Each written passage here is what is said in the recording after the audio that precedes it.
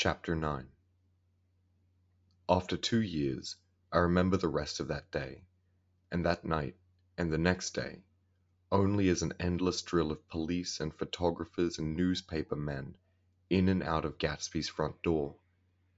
A rope stretched across the main gate, and a policeman by it kept out the curious. But little boys soon discovered that they could enter through my yard, and there were always a few of them clustered open-mouthed about the pool.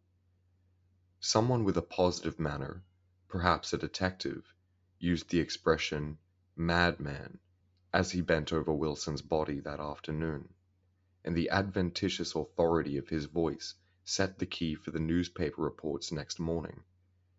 Most of these reports were a nightmare, grotesque, circumstantial, eager, and untrue.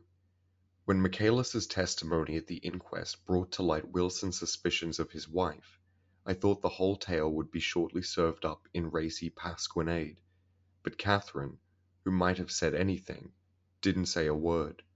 She showed a surprising amount of character about it, too, looked at the coroner with determined eyes under that corrected brow of hers, and swore that her sister had never seen Gatsby, that her sister was completely happy with her husband, that her sister had been into no mischief whatsoever.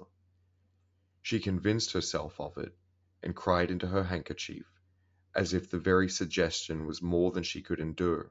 So Wilson was reduced to a man deranged by grief, in order that the case might remain in the simplest form, and it rested there. But all this part of it seemed remote and unessential. I found myself on Gatsby's side, and alone. From the moment I telephoned news of the catastrophe to West Egg Village, every surmise about him and every practical question was referred to me. At first I was surprised and confused. Then, as he lay in his house and didn't move or breathe or speak, hour upon hour, it grew upon me that I was responsible, because no one else was interested. Interested, I mean, with that intense personal interest to which everyone has some vague right at the end. I called up Daisy half an hour after we found him, called her instinctively and without hesitation, but she and Tom had gone away early that afternoon and taken baggage with them. Left no address? No. Say when they'd be back? No. Any idea where they are? How I could reach them? I don't know. Can't say. I wanted to get somebody for him. I wanted to go into the room where he lay and reassure him. I'll get somebody for you, Gatsby. Don't worry. Just trust me, and I'll get somebody for you. Mayor Wolfheim's name wasn't in the phone book. The butler gave me his office address on Broadway, and I called information. But by the time I had the number, it was long after 5, and no one answered the phone. Will you ring again? I've rung 3 times. It's very important. Sorry. I'm afraid no one's there. I went back to the drawing room and thought for an instant that they were chance visitors, all these official people who suddenly filled it. But, as they drew back the sheet and looked at Gatsby with unmoved eyes, his protest continued in my brain. Look here, old sport. You've got to get somebody for me. You've got to try hard. I can't go through this alone. Someone started to ask me questions, but I broke away and going upstairs looked hastily through the unlocked parts of his desk. He'd never told me definitely that his parents were dead. But there was nothing, only the picture of Dan Coddy, a token of forgotten violence, stared down from the wall. Next morning I sent the butler to New York with a letter to Wolfsheim, which asked for information and urged him to come out on the next train. That request seemed superfluous when I wrote it. I was sure he'd start when he saw the newspapers, just as I was sure there'd be a wire from Daisy before noon, but neither a wire nor Mr. Wolfsheim arrived. No one arrived except more police and photographers and newspaper men. When the butler brought back Wolfheim's answer, I began to have a feeling of defiance, of scornful solidarity between Gatsby and me against them all. Dear Mr. Carraway, this has been one of the most terrible shocks of my life to me. I hardly can believe that it is true at all. Such a mad act as that man did should make us all think. I cannot come down now, as I am tied up in some very important business, and cannot get mixed up in this thing now. If there is anything I can do a little later, let me know in a letter by Edgar. I hardly know where I am when I hear about a thing like this, and am completely knocked down and out. Yours truly, Mayor Wolfhelm. And then hasty addenda beneath. Let me know about the funeral, etc. Do not know his family at all. When the phone rang that afternoon, and long distance said Chicago was calling, I thought this would be Daisy at last. But the connection came through as a man's voice, very thin and far away. This is Slagle speaking. Yes? The name was unfamiliar. Hell of a note, isn't it? Get my wire? There haven't been any wires. Young Park's in trouble, he said rapidly. They picked him up when he handed the bonds over the counter. They got a circular from New York giving him the numbers just 5 minutes before. What do you know about that, hey? You never can tell in these hick towns. Hello? I interrupted breathlessly. Look here. This isn't Mr. Gatsby. Mr. Gatsby's dead. There was a long silence on the other end of the wire, followed by an exclamation, then a quick squawk as the connection was broken. I think it was on the third day that a telegram signed Henry C. Gatz arrived from a town in Minnesota.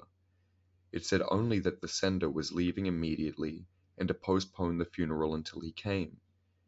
It was Gatsby's father, a solemn old man, very helpless and dismayed, bundled up in a long cheap ulster against the warm September day. His eyes leaked continuously with excitement, and when I took the bag and umbrella from his hands, he began to pull so incessantly at his sparse grey beard that I had difficulty in getting off his coat. He was on the point of collapse, so I took him into the music room and made him sit down while I sent for something to eat. But he wouldn't eat, and the glass of milk spilled from his trembling hand. I saw it in the Chicago newspaper, he said. It was all in the Chicago newspaper. I started right away. I didn't know how to reach you. His eyes, seeing nothing, moved ceaselessly about the room. It was a madman, he said. He must have been mad. Wouldn't you like some coffee? I urged him. I don't want anything. I'm all right now, Mr. Carraway. Well, I'm all right now. Where have they got Jimmy? I took him into the drawing room, where his son lay, and left him there. Some little boys had come up on the steps and were looking into the hall. When I told them who had arrived, they went reluctantly away. After a little while, Mr. Gatz opened the door and came out, his mouth ajar, his face flushed slightly, his eyes leaking isolated and unpunctual tears. He had reached an age where death no longer had the quality of ghastly surprise, and when he looked around him now for the first time and saw the height and splendor of the hall and the great rooms opening out from it into other rooms, his grief began to be mixed with an awed pride. I helped him to a bedroom upstairs. While he took off his coat and vest, I told him that all arrangements had been deferred until he came. I didn't know what you'd want, Mr. Gatsby. Gatz is my name. Mr. Gatz. I thought you might want to take his body west. He shook his head. Jimmy always liked it better down east. He rose up to his position in the east. Were you a friend of my boy's, Mr.? We were close friends. He had a big future before him, you know? He was only a young man, but he had a lot of brain power here. He touched his head impressively, and I nodded. If he'd have lived, he'd have been a great man, a man like James J. Hill. He'd have helped build up the country. That's true. I said uncomfortably. He fumbled at the embroidered coverlet, trying to take it from the bed, and lay down stiffly, was instantly asleep. That night, an obviously frightened person called up and demanded to know who I was before he would give his name. "This is Mr. Carroway," I said. "Oh," he sounded relieved. "This is Klipspringer." I was relieved too, for that seemed to promise another friend at Gatsby's grave. I didn't want it to be in the papers and draw a sightseeing crowd, so I'd been calling up a few people myself. They were hard to find. "The funeral's tomorrow," I said. 3 o'clock, here at the house. I wish you'd tell anybody who'd be interested." "Oh, I will," he broke out hastily. "Of course I'm not likely to see anybody, but if I do—" His tone made me suspicious. "Of course you'll be there yourself." "Well, I'll certainly try. What I called up about is—" "Wait a minute," I interrupted. "How about saying you'll come?" "Well, the fact is, the truth of the matter is that I'm staying with some people up here in Greenwick, and they rather expect me to be with them tomorrow. In fact, there's a sort of picnic or something. Of course I'll do my very best to get away." I ejaculated an unrestrained "Huh," and he must have heard me, for he went on nervously. "What I called up about was a pair of shoes I left there. I wonder if it'd be too much trouble to have the butler send them on. You see, they're tennis shoes, and I'm sort of helpless without them. My address is care of B.F. I didn't hear the rest of the name, because I hung up the receiver. After that I felt a certain shame for Gatsby. One gentleman to whom I telephoned implied that he had got what he deserved. However, that was my fault, for he was one of those who used to sneer most bitterly at Gatsby on the courage of Gatsby's liquor, and I should have known better than to call him. The morning of the funeral I went up to New York to see Mayor Wolfsheim. I couldn't seem to reach him any other way. The door that I pushed open, on the advice of the elevator boy, was marked "The Swastika Holding Company," and at first there didn't seem to be anyone inside, but when I'd shouted "Hello" several times in vain, an argument broke out behind a partition, and presently a lovely Jewess appeared at an interior door and scrutinized me with black, hostile eyes. "Nobody's in," she said. "Mr. Wolfsheim's gone to Chicago." The first part of this was obviously untrue, for someone had begun to whistle "The Rosary," tunelessly, inside. "Please say that Mr. Carroway wants to see him." "I can't get him back from Chicago, can I?" At this moment a voice, unmistakably Wolfsheim's, called "Stella?" from the other side of the door. "Leave your name on the desk," she said quickly. "I'll give it to him when he gets back." "But I know he's here." She took a step toward me and began to slid her hands indignantly up and down her hips. "You young men think you can force your way in here any time," she scolded. "We're getting sick and tired of it. When I say he's in Chicago, he's in Chicago." I mentioned Gatsby. "Oh." She looked at me over again. "Will you just... What's your name?" She vanished. In a moment, Mayor Wolfsheim stood solemnly in the doorway, holding out both hands. He drew me into his office, remarking in a reverent voice that it was a sad time for all of us, and offered me a cigar. "My memory goes back to when I first met him," he said. "A young major, just got out of the army, and covered over with medals he got in the war. He was so hard up he had to keep on wearing his uniform because he couldn't buy some regular clothes. First time I saw him was when he come into Wolfbrenner's pool room at 43rd Street and asked for a job. He couldn't eat anything for a couple of days. 'Come on and have some lunch with me,' I said. He ate more than $4 worth of food in half an hour. Did you start him in business? I inquired. Start him? I made him. Oh. I raised him up out of nothing, right out of the gutter. I saw right away he was a fine-appearing, gentlemanly young man, and when he told me he was an Oxford, I knew I could use him good. I got him to join up in the American Legion, and he used to stand high there. Right off he did some work for a client of mine up to Albany. We were so thick like that in everything. He held up 2 bulbous fingers. Always together. I wondered if this partnership had included the World Series transaction in 1919. Now he's dead, I said after a moment. You were his closest friend, so I know you'll want to come to his funeral this afternoon. I'd like to come. Well, then come. The hair in his nostrils quivered slightly, and as he shook his head, his eyes filled with tears. I can't do it. I can't get mixed up in it, he said. There's nothing to get mixed up in. It's all over now. When a man gets killed, I never like to get mixed up in it in any way. I keep out. When I was a young man, it was different. If a friend of mine died, no matter how, I stuck with them to the end. You may think that's sentimental, but I mean it. To the bitter end.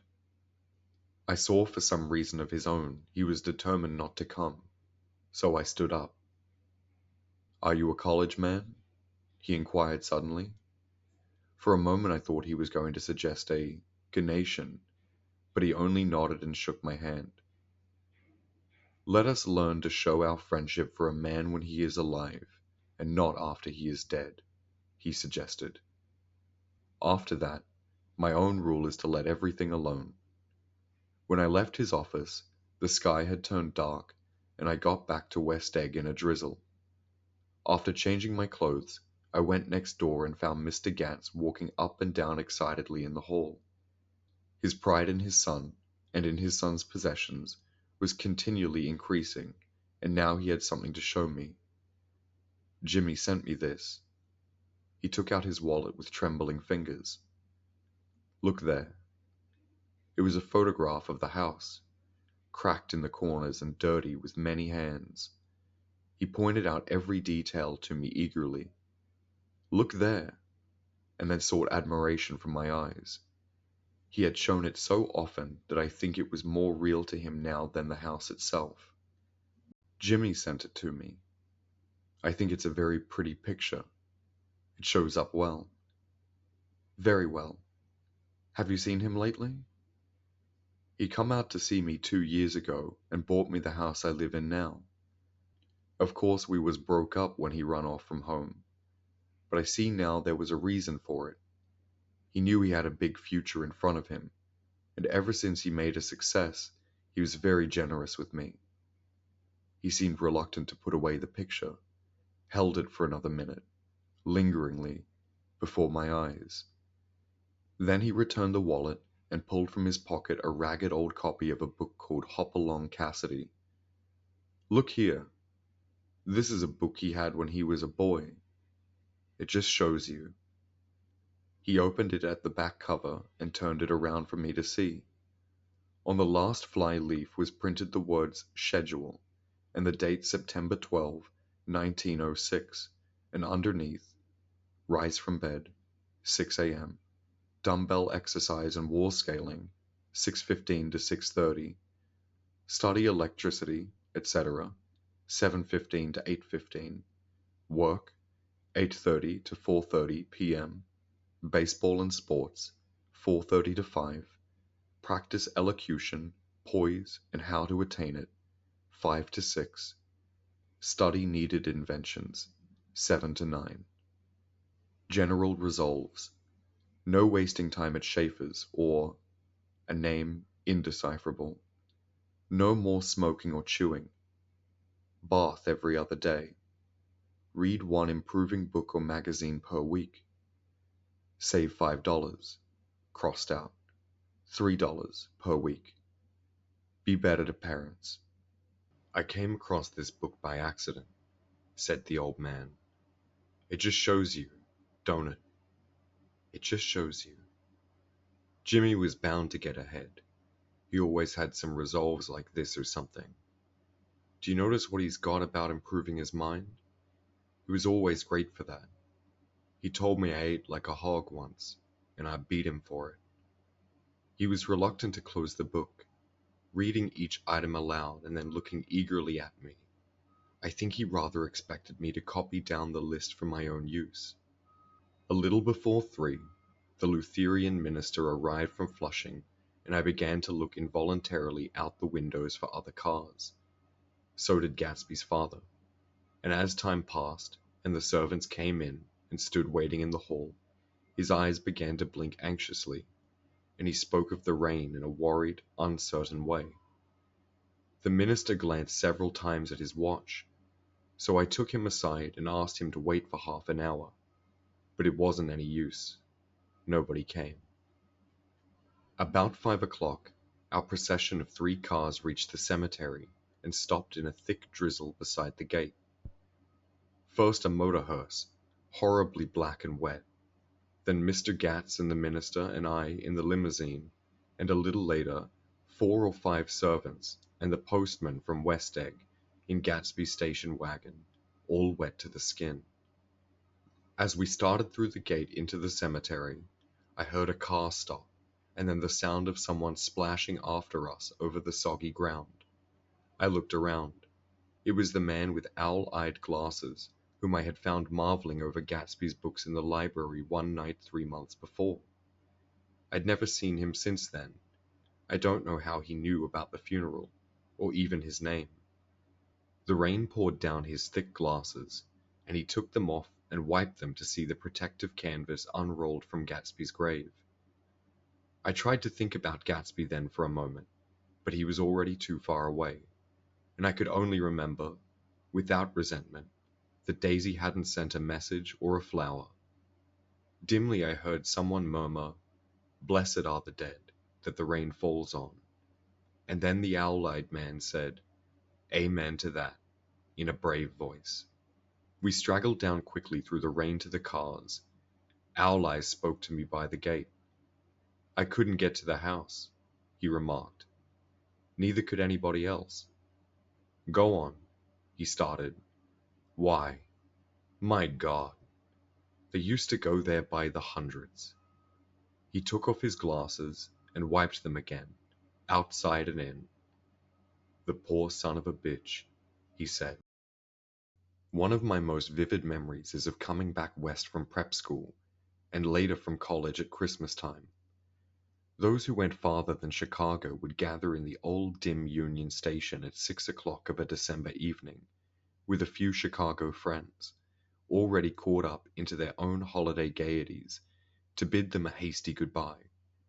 I remember the fur coats of the girls returning from Miss This or That's, and the chatter of frozen breath, and the hands waving overhead as we caught sight of old acquaintances, and the matchings of invitations. Are you going to the Ordways, the Heresies, the Schultzes, and the long green tickets clasped tight in our gloved hands? And last the murky yellow cars of the Chicago, Milwaukee, and St. Paul railroads looking cheerful as Christmas itself on the tracks beside the gate. When we pulled out into the winter night, and the real snow, our snow, began to stretch out beside us and twinkle against the windows, and the dim lights of small Wisconsin stations moved by, a sharp wild brace came suddenly into the air. We drew in deep breaths of it as we walked back from dinner through the cold vestibules, unutterably aware of our identity with this country for one strange hour before we melted indistinguishably into it again. That's my Middle West.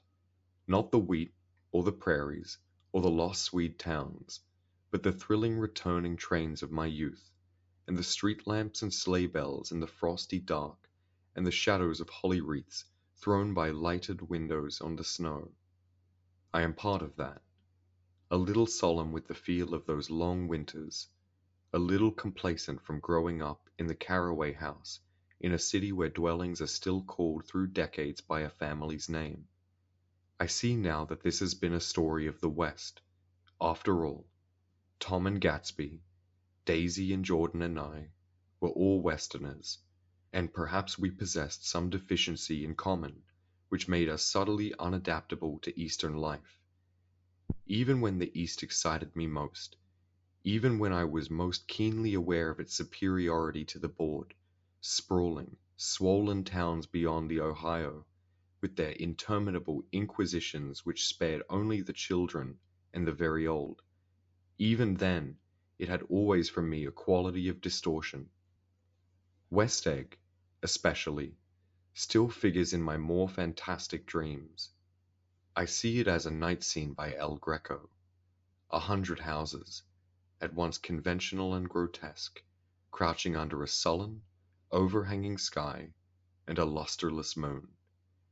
In the foreground 4 solemn men in dress suits are walking along the sidewalk with a stretcher on which lies a drunken woman in a white evening dress. Her hand, which dangles over the side, sparkles cold with jewels. Gravely the men turn in at a house, the wrong house, but no one knows the woman's name, and no one cares. After Gatsby's death, the East was haunted for me like that, distorted beyond my eyes' power of correction. So when the blue smoke of brittle leaves was in the air, and the wind blew the wet laundry stiff on the line, I decided to come back home. There was one thing to be done before I left, an awkward, unpleasant thing that perhaps had better have been let alone. But I wanted to leave things in order, and not just trust the obliging and indifferent sea to sweep my refuse away. I saw Jordan Baker, and talked over and around what had happened to us together, and what had happened afterward to me, and she lay perfectly still, listening, in a big chair. She was dressed to play golf, and I remember thinking she looked like a good illustration, her chin raised a little jauntily, her hair the color of an autumn leaf, her face the same brown tint as the fingerless glove on her knee. When I had finished, she told me without comment that she was engaged to another man. I doubted that, though there were several she could have married at a nod of her head, but I pretended to be surprised. For just a minute I wondered if I wasn't making a mistake. Then I thought it all over again, quickly, and got up to say goodbye. "Nevertheless, you did throw me over," said Jordan suddenly. "You threw me over on the telephone. I don't give a damn about you now, but it was a new experience for me, and I felt a little dizzy for a while." We shook hands. "Oh, and do you remember?" she added. "A conversation we had once about driving a car." "Why, not exactly." "You said a bad driver was only safe until she met another bad driver. Well, I met another bad driver, didn't I? I mean, it was careless of me to make such a wrong guess. I thought you were rather an honest, straightforward person. I thought it was your secret pride." "I'm 30, I said. "I'm 5 years too old to lie to myself and call it honor." She didn't answer. Angry, and half in love with her, and tremendously sorry, I turned away. One afternoon, late in October, I saw Tom Buchanan. He was walking ahead of me along Fifth Avenue in his alert, aggressive way, his hands out a little from his body, as if to fight off interference, his head moving sharply here and there, adapting itself to his restless eyes. Just as I slowed up to avoid overtaking him, he stopped and began frowning into the window of a jewelry store. Suddenly he saw me and walked back, holding out his hand. "What's the matter, Nick? Do you object to shaking hands with me?" "Yes. You know what I think of you." "You're crazy, Nick," he said quickly. "Crazy as hell. I don't know what's the matter with you." "Tom," I inquired, "what did you say to Wilson that afternoon?" He stared at me without a word, and I knew I had guessed right about those missing hours. I started to turn away, but he took a step after me and grabbed my arm. I told him the truth, he said. He came to the door while we were getting ready to leave, and when I sent down word that we weren't in, he tried to force his way upstairs. He was crazy enough to kill me if I hadn't told him who owned the car. His hand was on a revolver in his pocket. Every minute he was in the house. He broke off defiantly. What if I did tell him? That fellow had it coming to him. He threw dust into your eyes, just like he did in Daisy's. But he was a tough one. He ran over Myrtle like you'd run over a dog, and never even stopped his car. There was nothing I could say, except the one unutterable fact that it wasn't true. And if you think I didn't have my share of suffering, look here. When I went to give up that flat and saw that damn box of dog biscuits sitting there on the sideboard, I sat down and cried like a baby. By God, it was awful. I couldn't forgive him or like him, but I saw that what he had done was, to him, entirely justified. It was all very careless and confused. They were careless people, Tom and Daisy. They smashed up things and creatures, and then retreated back into their money or their vast carelessness, or whatever it was that kept them together, and let other people clean up the mess they had made. I shook hands with him. It seemed silly not to, for I felt suddenly as though I were talking to a child. Then he went into the jewelry store to buy a pearl necklace, or perhaps only a pair of cuff buttons, rid of my provincial squeamishness forever. Gatsby's house was still empty when I left. The grass on his lawn had grown as long as mine. One of the taxi drivers in the village never took a fare past the entrance gate without stopping for a minute and pointing inside. Perhaps it was he who drove Daisy and Gatsby over to East Egg the night of the accident, and perhaps he had made a story about it all his own. I didn't want to hear it, and I avoided him when I got off the train. I spent my Saturday nights in New York because those gleaming, dazzling parties of his were with me so vividly that I could still hear the music and the laughter, faint and incessant, from his garden, and the cars going up and down his drive. One night I did hear a material car there, and saw its lights stop at his front steps, but I didn't investigate. Probably it was some final guest who had been away at the ends of the earth and didn't know that the party was over. On the last night, with my trunk packed and my car sold to the grocer, I went over and looked at that huge, incoherent failure of a house once more. On the white steps an obscure word, scrawled by some boy with a piece of brick, stood out clearly in the moonlight, and I erased it, drawing my shoe raspingly along the stone.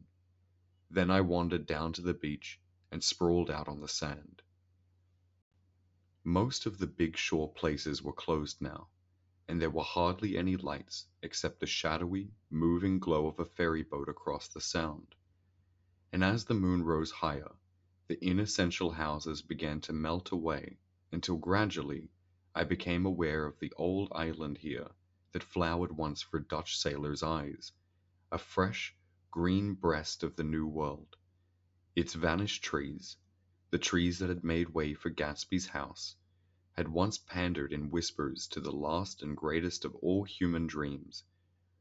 For a transitory enchanted moment, man must have held his breath in the presence of this continent, compelled into an aesthetic contemplation he neither understood nor desired, face to face for the first time in history with something commensurate to his capacity for wonder.